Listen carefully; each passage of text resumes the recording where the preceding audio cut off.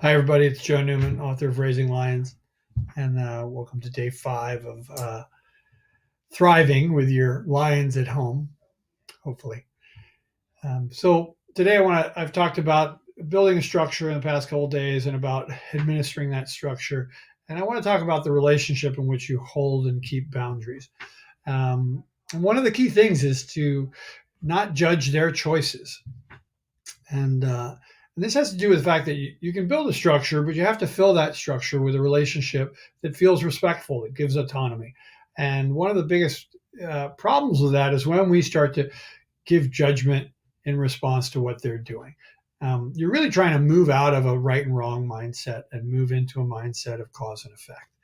And that means you just administer the causes and effects and you allow them to learn from them. And you do that in as an empathetic tone as possible. So a lot of that will have to do with body language and tone of voice. So you can say, do you want your iPad time? Well, if you want your iPad time, you need to finish your homework.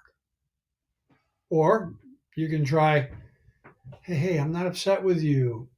I know you want your iPad time, but you have to finish your homework before you get your iPad time. I'll let you make that decision. So those are two very different kinds of interactions, and you can use that all over the place. The more you kind of get in their face, the more they have to defend themselves. The more they feel like they're being wrong, the more they're going to argue. So I actually encourage you to do the opposite of moralizing, which is a tool I use when I'm giving breaks. I give it to classroom teachers, and that's language that takes the emotional charge out of it. When I used to work at a summer camp for the all-star behavior problem children, and I get a group of kids, I would ask them to take a break, and I would try to take the charge out. Hey, it's no big deal. You take a 1-minute break, you come right back in. I'm not mad at you. You're not in trouble.